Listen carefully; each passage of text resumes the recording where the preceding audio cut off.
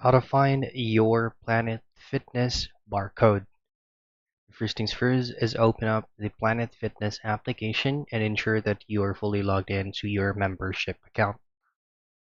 Now your barcode is easily to find. All you have to do is to locate my account, located usually at the lower right portion of the Planet Fitness app.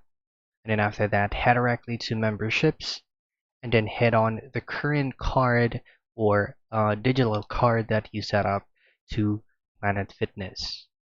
Then you should be able to find the barcode for you to show them to your nearest gym to have it scanned and use their features. But if you have issues on locating that specific option, the best thing that you can do is to heading directly on the nearest home club or the nearest Planet Fitness gym that you were in using it.